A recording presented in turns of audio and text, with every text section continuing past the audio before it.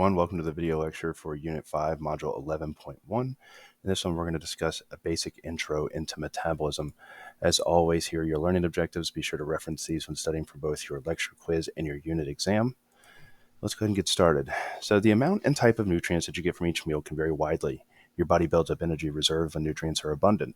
It mobilizes these reserves when nutrients are in short supply. The nervous and endocrine systems adjust and coordinate the metabolic activities of the body's tissues. These systems control the storage and mobilization of these energy reserves. In this module, we'll examine 1. How the body obtains energy from the breakdown of organic molecules, stores it in the form of the energy transfer molecule ATP, and uses it to support intracellular operations such as the construction of new organic molecules. And 2, how the body balances heat gains and losses to maintain homeostasis. Cells are chemical factories that break down organic molecules to obtain energy. Our cells can then use this energy to generate ATP. Reactions within mitochondria provide most of the energy a typical cell needs. To carry out these reactions, cells must have a reliable supply of oxygen and nutrients, including water, vitamins, mineral ions, and organic substrates, or the reactants in enzymatic reactions. The lungs absorb oxygen. The other substances are absorbed by the digestive tract. The cardiovascular system then carries these substances through the body. They diffuse from the bloodstream into the tissues, where our cells can absorb and use them. Mitochondria break down the organic nutrients to provide energy for cell growth, cell division, contraction, secretion, and other functions. Each tissue contains a unique mixture of various kinds of cells. As a result, the energy and nutrient requirements of any two tissues, such as loose connective tissue and cardiac muscle, can be quite different. Also, activity levels can change rapidly within a tissue, and such changes affect the requirements of the body. For example, when skeletal muscles start contracting, the tissue demand for oxygen increases dramatically. Thus, the energy and nutrient requirements of the body can vary from moment to moment, resting versus exercising, or hour to hour, asleep versus awake, and year to year, such as growing from a child versus an adult. Understanding energy requirements is one aspect of energetics, which is the study of the flow of energy and its changes from one form to another. The term metabolism refers to all of the chemical reactions that take place in an organism. Chemical reactions within the cell, collectively known as cellular metabolism, provide the energy needed to maintain homeostasis and to perform essential functions. Such functions include 1. Metabolic turnover, which is the periodic breakdown and replacement of organic compounds of a cell. 2. Growth and cell division. And 3. Special processes such as secretion, contraction, and the propagation of action potentials. The cell absorbs organic molecules from the surrounding interstitial fluids. Amino acids, lipids, and simple sugars cross the plasma membrane and join nutrients already in the cytosol.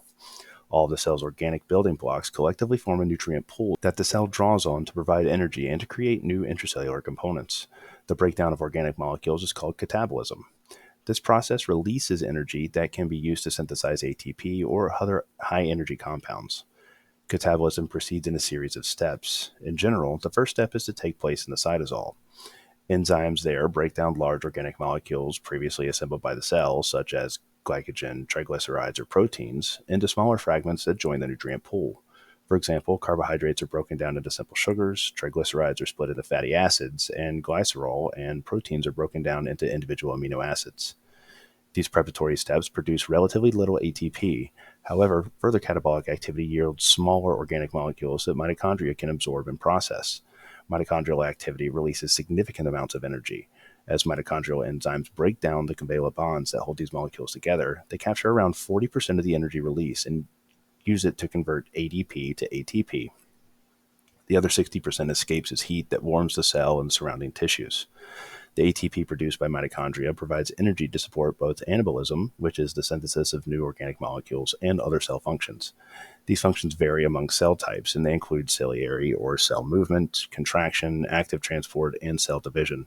For example, muscle fibers need ATP to provide energy for contraction, but gland cells need ATP to synthesize and transport secretions. And we've considered such specialized functions in other modules, so here we're just going to focus on the anabolic processes. In terms of energy, anabolism is an uphill process that involves the formation of new chemical bonds. Cells synthesize new organic compounds for 4 basic reasons. 1. To carry out structural maintenance and repairs. All cells must expend energy for ongoing maintenance and repairs because most structures in the cell are temporary rather than permanent. Their removal and replacement are part of the process of metabolic turnover. 2. To support growth. Cells preparing to divide increase in size and synthesize extra proteins and organelles. 3. To produce secretions. Secretory cells must synthesize their products and deliver them to the interstitial fluid. And 4, to store nutrient reserves. Most cells prepare for a rainy day, which is a period of emergency or an interval extreme activity or any time when the supply of nutrients in the bloodstream is inadequate. Cells prepare for such time by building up reserves, which are nutrients stored in the form that can be metabolized as needed. The most abundant storage form of carbohydrate is glycogen, a branched chain of glucose molecules. The most abundant storage lipids are triglycerides, consisting primarily of fatty acids.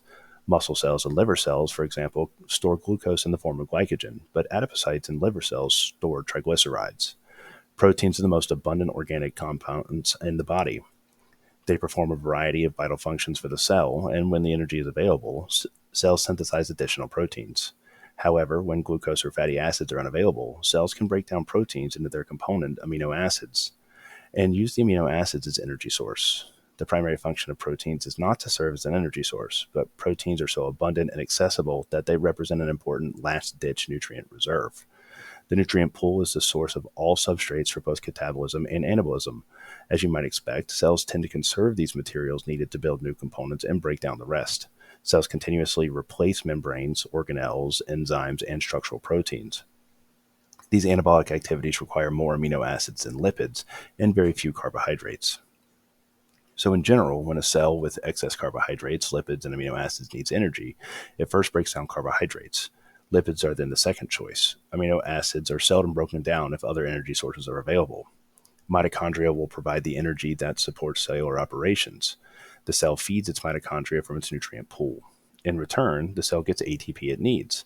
However, mitochondria are picky eaters. They accept only specific organic molecules for processing and energy production. For this reason, chemical reactions in the cytosol take whichever organic nutrients are available and break them down into smaller fragments that the mitochondria can process. The mitochondria then break the fragments down farther, generating carbon dioxide, water, and ATP. This mitochondrial activity involves two pathways, the citric acid cycle and the electron transport system, and we'll describe these important catabolic and anabolic cellular reactions in the next module.